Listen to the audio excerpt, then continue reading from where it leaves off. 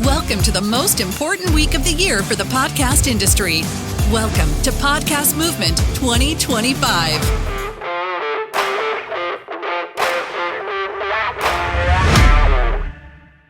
All right. Well, thanks so much for joining us. I realize it's the end of the day, so thanks for taking the time. We're here to talk about something super topical, so I'm looking forward to it. I'm Quincy Vries. I'm the head of content production at Quill and CoHost. Quill is a branded podcast agency that creates podcasts for Fortune 500 to 1,000 companies, and CoHost is an analytics and hosting platform that help our clients and also the podcasters and other podcasters who work with us validate all their audience insights. So really looking forward to talking about video podcasting today. So our panel here today is called How to Create a Video Podcast That Doesn't Suck. And I love that title because I think we've all come across a few video podcasts that do suck a little bit. So I'm looking forward to picking our panelists' brain on how to create one that doesn't elicit that reaction. So I'm going to introduce our panelists. I'll have them give us a little wave, and then we'll jump right into it. So first, I am joined by Anthony Savelli. He's the EVP of Sales at Libsyn. I also have Karen Burgess. She's the managing editor for news podcasting at CBC, which is the Canadian Broadcasting Corporation, for any non-Canadians out there, which I assume is most people. And then Stephen Robles, who's a video producer at Riverside FM. So a great lineup of people here today, and I'm really looking forward to jumping into it. So to start, we were chatting about this before we got on stage, and I thought this was a hard question, but apparently not. Let's start here. What does a good video podcast actually look like? And Stephen, I'll throw it to you first. One that connects with your audience is like the top level answer. I think there's a minimum viable quality for video podcasts. A lot of times that can be your phone and a USB mic, so that kind of gets the gear out of the way. But I also just try to offer some value for someone tuning in to video. So I do a weekly video podcast, and I'll have a bunch of tabs open in my browser, and the visuals is me sharing my screen. So we talk about a topic, I'll have a website, news article, something posted about it. I share my screen. In Riverside, it gets put together automatically, and I stop sharing my screen, and then in the edit, it's all put together for me. And just that little bit offers enough. But just seeing your face on camera a lot of times is just a huge connection point for your audience. And so if you're wondering if you should try video, if you have the bandwidth to do it, meaning like the effort, you don't know, just turning on the camera can go a long way to connecting with your audience. So just start that today. Anthony? Yeah, so my opinion is a strong video podcast mixes strong audio storytelling with an engaging video feed.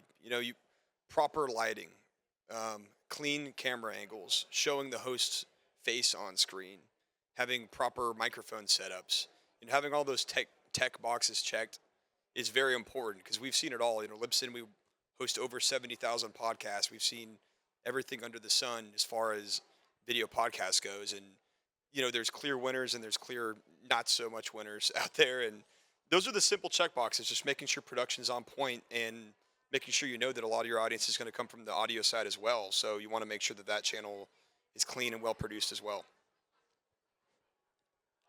Since my colleagues here on stage have talked a lot about the tech side, I will give a content-related answer.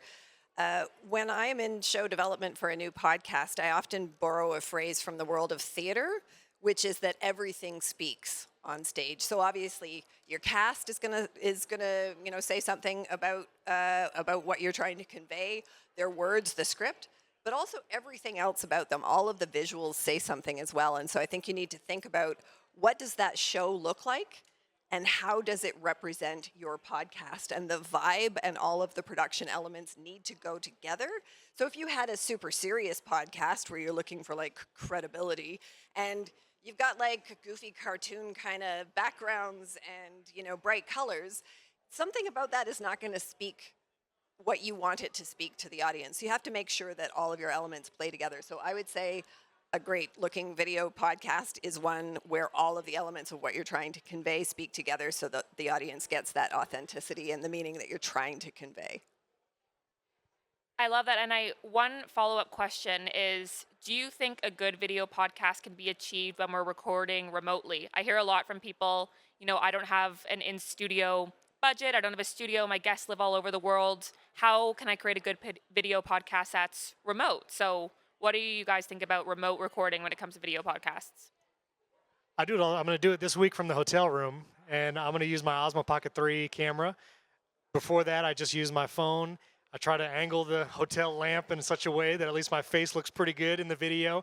And I use a USB mic, and you can still do it. And again, to your point, I think the content, if your content is valuable, you're offering something. I always tell people, are you educating, inspiring, or entertaining? Or you're some combination of both.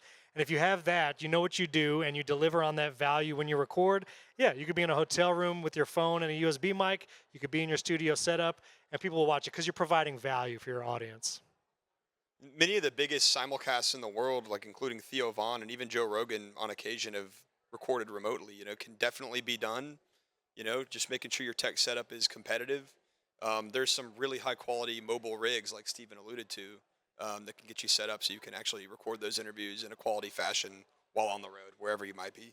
If you're going to do anything, just lift your camera, too. A lot of times people film with the laptop on the desk, and you get that up angle that looks kind of gross. If you're going to do anything, just get some books, something to lift the camera to eye level. That can take you most of the way a lot of times. And a lot of that is guest prep. So one of the things that we've implemented at the CBC for whenever we are doing a remote record with a guest is there's a checklist for them. And we'll try to have somebody actually help them, a minute or two before we're going to record. They're helping frame them up. They're giving, a sense of what kind of tech specs they might need. And I mean, we're kind of post-COVID. So many people are used to being on Zoom and having some kind of setup that is better than just, your desktop that's like 3 feet away on the back of your desk or whatever. So we're fairly lucky that you can get pretty good quality out of a lot of guests, and just as you said, being able to see somebody's face on camera is an extra form of connection. So if you can prep them, give them that checklist, give them a minute or two to get comfortable, and somebody who's friendly, kind of making eye contact with them over the screen, it can go just miles and miles to helping them perform the best that they can, and that's going to help you get a really good remote video recording as well. Yeah, I totally agree. We've also implemented the guest checklist, and it's made such a difference. I did it after I had a guest join while on a walk, and I thought, okay, something needs to change. I can't be recording a video podcast while someone's walking their dog. It can't happen. So that's a great tip. I love that. Weirdest one that we've run into in my previous job at Pacific Content was somebody who joined us for the recording of the podcast from the engine room of his yacht. Not kidding. I was like, wait, didn't we send you a microphone and all kinds of gear, and you are on a boat next to the engine? Thank you. Yeah, guest prep only goes so far if they don't read it. I'll say that. But it's worth it to send it. So I know when I started a podcast about 4 or 5 years ago that unfortunately no longer runs, but at the time we were thinking about video, and it seemed like incredibly stressful. Like, how are we going to add this to our workflow? It was just 2 of us doing everything. And we ultimately decided not to, but I know a lot of things have changed. So what do you think are the biggest misconceptions when it comes to thinking about adding video to your workflow? Is it really that much more work, and how can you be efficient when you decide to do that? Well, I'll take this one as a plug. So if I edit with Final Cut when I do like YouTube content and stuff, but when I record my video podcast, I record it in Riverside because you can get higher quality video and audio, but I edit in Riverside too, because just that format of media, podcast, you can remove the silences, remove the filler words, and that editing time, I think the misconception is if I do video, I'm going to spend hours editing this episode, and it doesn't have to be that way. I'll spend probably 20 minutes cutting out little things. A big part of it is good planning for your podcast, knowing what you're talking about. But if there's a part while you record that you know you're going to need to edit later, I drop markers. And in Riverside, you can drop a marker. And then when you go into the editor, you could see, oh, I need to edit that spot. I need to edit that spot. I'm going to cut out the silences. And you can be done in minutes, not hours. So don't be intimidated hearing horror stories of editing for hours. It doesn't have to be that long. And just in the interest of time, I'm gonna move us forward because I want to make sure we leave time for Q&A at the end. So Anthony, one for you. When we're thinking about monetization, does adding video change the value proposition of a podcast? Are advertisers looking for that? Yeah, absolutely. A lot of the RFPs, the request for proposals we see as a sales network, include simulcast metrics these days. It's clearly an important piece of the equation. So not only do some advertisers exclusively target simulcasts, but obviously it's just being included in a lot more briefs these days. But I want to just expand on the value that simulcasts offer to advertisers in general. You have an opportunity to include notes in the description, pinned comments, graphics on screen, including QR codes, call to actions. You can include product on set. How much further does a host endorsement go? If, let's say they're promoting a t-shirt brand when they're literally wearing the t-shirt on screen, it effectively becomes a TV commercial. Additionally, audiences consuming video feeds typically are younger. They're more engaged with the feeds. A really strong percentage of the video consumption actually comes from television devices in your own home. So, you've actually got people that are consuming basically like a TV commercial when they're listening to your podcast ads.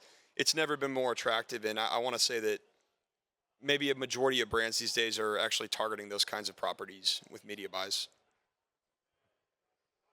And Karen, question for you about, I know we just talked about the value prop of video podcast, which is high, but when you're creating a new show and you're in that development phase, when do you decide that a show's maybe better audio only? Like, for someone who's creating a true crime podcast, something like that, how do you decide if maybe I'm going to focus on audio, I'm actually not going to go down the video route? I usually sort of bucket my considerations into two sort of fields. The first one is the question, what is the show that you are making? And a lot of that is format. Some formats are way harder to do well in video than others. So format is a big piece of that. But it's a lot of other things too, like who is the audience that you're looking for? And essentially, what is your unique value prop as a show, not just as a video podcast, but as a show? Because I will say, the title of this talk is How to Make a Video Podcast That Doesn't Suck. You can't make a video podcast that doesn't suck unless you are making a podcast that doesn't suck. So start there, make sure that you know what your show is, and then you can work from there. So that's the first consideration. What is the show that you're going to make?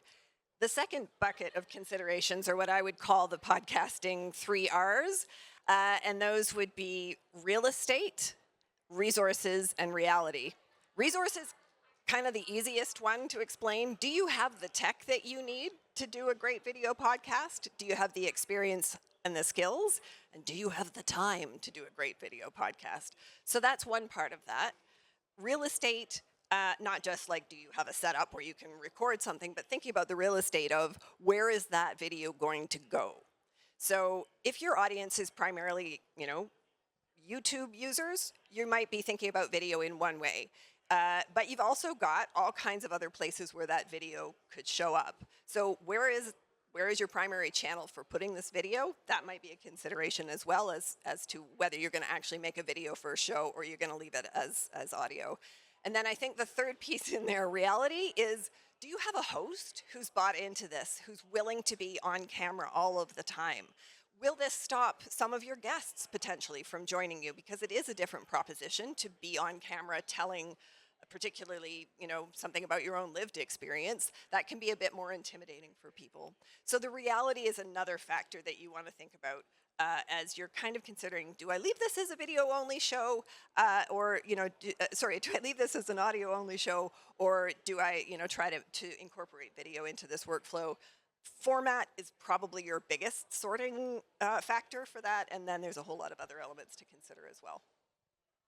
And I think, as well, I will say from my experience, if you're thinking about moving towards video, I recently had a client, we really wanted to go to work, we really wanted to do a video podcast, so we pivoted, and the video was doing terribly. We thought it was well produced, the show was well, we had a good consumption rate, everything looked like this video should be successful, and it wasn't. So what we did is we did an audience survey. We asked people, why are you not consuming the video?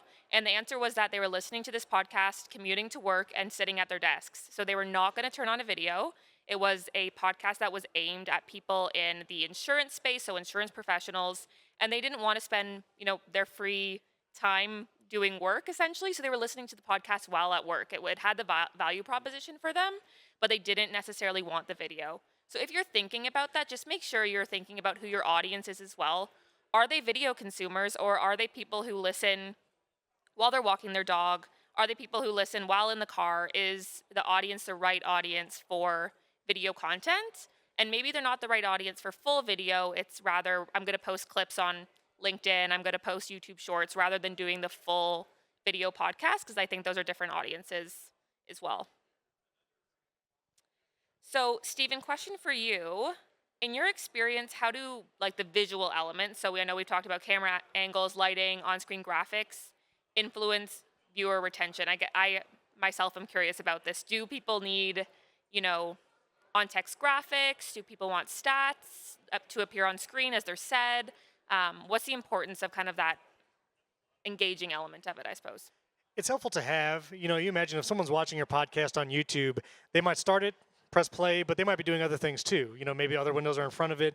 But when I specifically call to like, hey, here's something I'm going to show on screen, then they'll bring that window back up. And so having periodic valuable visuals helps a lot. So maybe even in your planning process for an episode, what can I show on screen? Is there something physical I can show?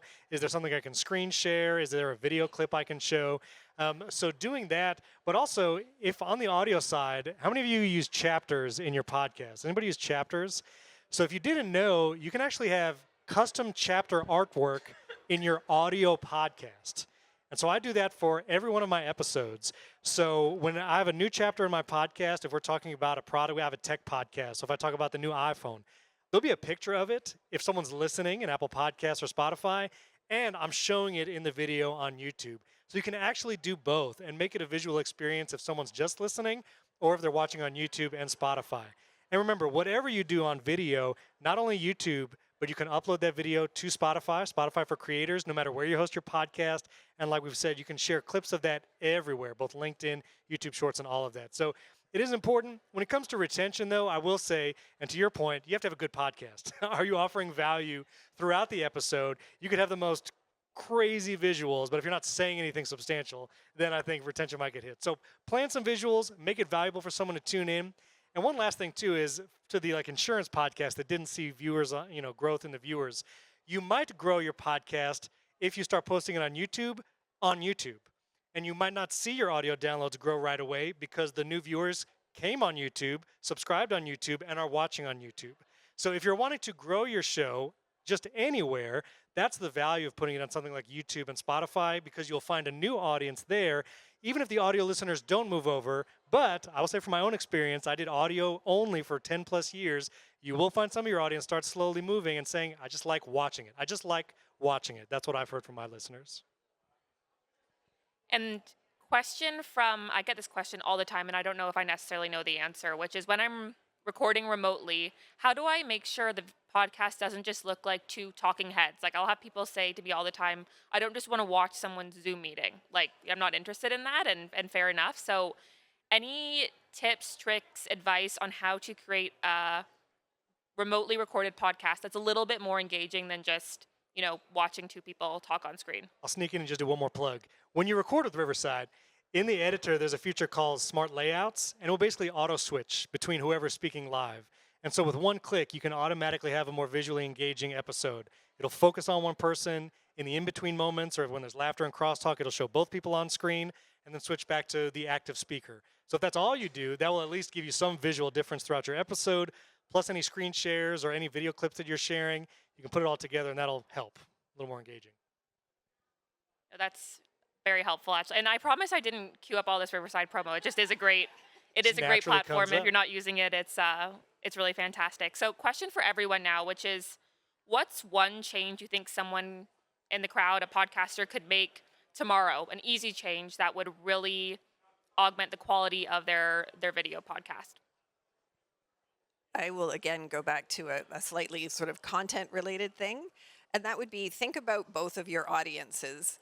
We have a tendency to think it's video first, so we've got to make it super visual, but make it visual for that theater of the mind piece as well, because you're going to have people who are either listening exclusively on audio or moving in between, because we know there's a lot of people who are, maybe they've got it on their smart TV, they're watching parts of it, but then they're going about their business doing other things. So when I speak about making it visual for the theater of the mind, as well as the people who are actually actively watching, think about that listening audience in ways that you can help include them. So describe what's happening if there is something, there's action on the screen. Or if somebody's reaction is like, oh, I just saw you squint. What is it you wanted to say?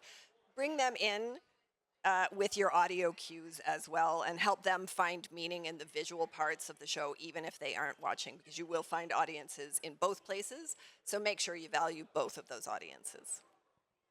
I think that's really key, actually. Yeah, you need to make sure that some of the best simulcasts in the world, you hear the host actually describing the visuals that they have on screen. So make sure you keep that in mind for sure. But one simple improvement, I want to highlight that consistency is key across the board in podcasting. Releasing on the same day of the week at the same time of day, keeping that consistency allows your biggest fans to know exactly when to tune in and download your episode. Consistency is also key from a tech and production standpoint.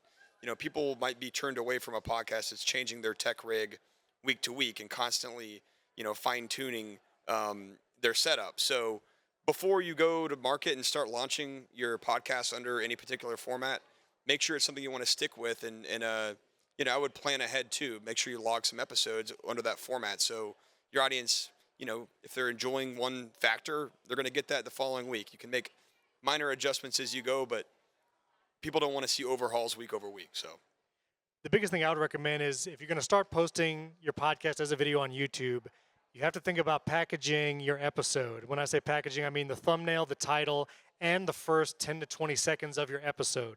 When someone's been accustomed to listening to audio podcasts, you're kind of in for the ride. Someone's going to press play. They know they're listening for 10, 20 or more minutes. When someone's on YouTube and they click on your video, one, you have to get them to click. That's its own hurdle. So spend a few minutes to make a thumbnail. Even if it's just kind of a screen grab I do, me and my co-host, whenever we smiled, I'll just take a screenshot of us, cut us out, put a couple elements, make a thumbnail. For the title, think about what will drive curiosity, what will make people click. Typically, podcast creators, you would title your episode just what it's about. But if you're going to be posting on YouTube and even Spotify, think about how can I title this that generates interest immediately. If you have a business podcast and in the episode you talked about top 5 investment things, that's your YouTube title. Top 5 investment tips for 2026. That's your episode title for YouTube. Even if you do something different on the audio side, because you have to get someone to click first. And then the first 10 seconds of your episode, don't start with like, hey, I'm so-and-so. Hey, this is the whatever show. Find a couple moments in your episode, whether it was laughter, whether it was an inspiring quote, whether it was audacious stat. Put that at the very beginning of your video episode. So when someone clicks on it on YouTube or Spotify, they hear something that piques their interest immediately. Let that be your intro. That's just a tweak you have to do coming from audio to video, because otherwise you're not going to see that video side grow, and you're wondering what's going on. The packaging is a huge part of it. Yeah, I'm a big fan of the cold open. I'm always pitching cold opens. I think they're so fun and they're so effective. And, I think Anthony said it, especially if you're moving into a new format, just having like 3 or 4 episodes ready to go, there's nothing that like kills that quality than, scrambling every single week to produce something. And the next thing you know, you're not proud of what you're putting out. The audience can tell. So we're always telling people, let's produce 3 episodes. Let's get kind of in the production flow here, and then we can start producing. Because maybe you go and produce a video episode and you think, I actually really hate this and I don't want to do this. And if this is like a passion for you, like you don't want to create a scenario where you're no longer enjoying it, because then it's going to feel like a drag and you're not going to want to do it anymore. So if at the end of the day you don't want to do a video podcast, like that's okay as well. I tell people that as well. Like if it's just not something you're interested in, like that's okay. It's all right as well. So we have about like 7 minutes. I know there's lots of questions when it comes to video podcasting, so I do want to open it up for a Q&A. We have a mic floating around. First hand in the back, I think I saw. Is there any data showing that video podcasts recorded in a studio perform better than those done on Zoom? I actually get asked this a lot, and I haven't really found anything super compelling. If someone in the audience does have that around, let me know, because I would love to see that, but I haven't seen like super concrete data about that. There's actually a small music artist you may have heard of, Taylor Swift. She recorded her first video podcast. Guess what? It was remote. It was recorded on Riverside, in case you didn't know. 15 million views in a day. And so, while obviously that's a huge outlier because it's Taylor Swift, the New Heights podcast records remotely most of the time. And so I don't think that is a limitation. Again, what value you're providing, how are you packaging it, I think all that matters more. Hi, Saren Rothberg from Beating Cancer Daily. It's 365 days, and we're getting requests to go to video. Do you think I can do it 7 days a week? Video? That is tough. I think you need to decide for yourself what is your threshold for quality. If the way you record your show is you can press record, you do the show, you press stop, and it doesn't take much tweaking, I think so. I think so. And then maybe if there's minor edits, that is a huge lift. I will say I do a daily show 5 days a week, but it just depends on Cancer the lift. doesn't take a day off. That's a good. Yeah, that's true. Yeah. Yeah. Go ahead. I had a meeting with a top 100 podcaster today who releases over 5 pieces of video content per day, 7 days a week. So they can do it. You can too. Absolutely. Okay, thank you. Can I can I respectfully add a different perspective to what I tell people who are looking to make new shows or looking to change up the show can't be successful unless it's sustainable. And so when I was talking about those 3 R's, one of them being resources, the resource of you is a real thing as well.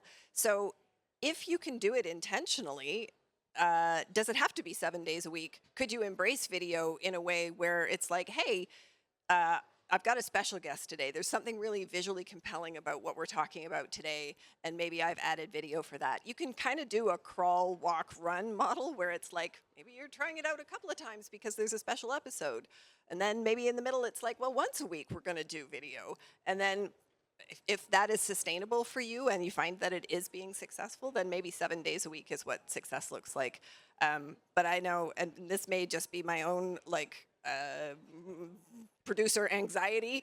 I know that a show, if you want it to have legs, if it is something that's 365 days a year, it's got to be the right model for you. But experiment and make it intentional. So if it's once a week and it's like it's Video Thursday, then there's a reason for people to tune in a different way on that day, and your community will get to know that.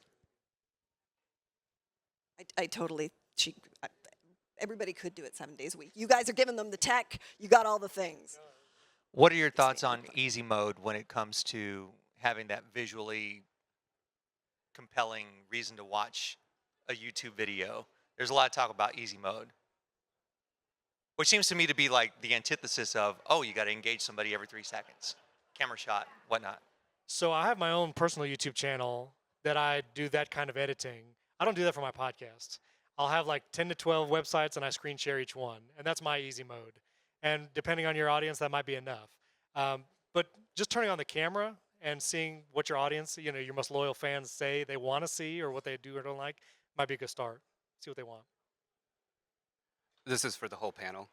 My company helps people build in-home studios, so I see the things you talk about, format, tech, audience. But where a lot of the problems lay and a lot of the work we do is the psychology behind making that transition. Do you guys have thoughts on what you see psychologically people kind of go through or what they can keep in mind as they enter video? I think a lot of hosts, to your point, they're nervous. Like, you can be a really experienced audio host, and moving to that video format is difficult. So what I do with people is we do like mock interviews, and I'll pretend to be the guest, and they'll pretend to be, not pretend to be, they'll be the host, but we'll do pretty much a fake interview, and just getting people to do the reps, I think, makes them more comfortable. And sometimes there might be a few episodes that are a little rougher because they're nervous, whatever it may be. I also find when I'm recording with my, like, if I'm on the screen for whatever reason, I do not want to see myself. It's very distracting. So I tell people, like, cover up. Just look at the guest. Do not look at yourself. It's really easy to just like start staring at yourself or like thinking about, oh my gosh, my hair looks terrible right now, and is my background right?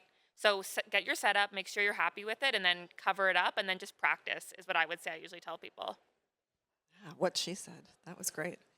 I also love the equation of quantity, then quality, then quantity quality. And so when someone's doing something new for the first time, do it a bunch, get good at it.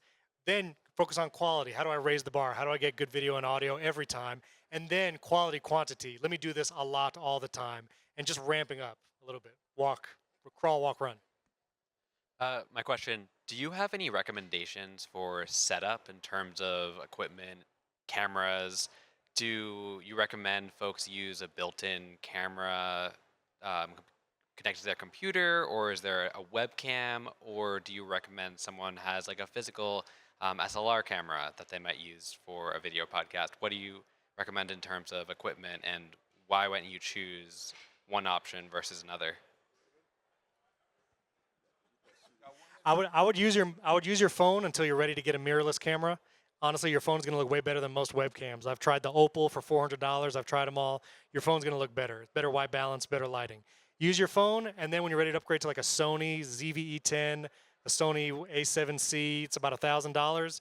That's your camera. For microphone, Samson Q2U. It's great value. It's $70. It'll sound great. The Shure MV7 is a great upgrade. It's about $250. And then if you want to go to the pro level, you need an audio interface. You can get the Shure SM7B, which is the mic you hear everyone use. I actually don't like it. I think it's a little finicky. I like the Earthworks Ethos. That's my quick recommendations. All right, everyone, that's all the time we have. So thank you so much for joining us. Can we get a round of applause for the panelists? Thank you. Thanks so much, everybody. Have a great rest of your day. Guys, this is the last show for Quill. So can you give a round of applause for our sponsor, Quill, please? Yes, it was amazing.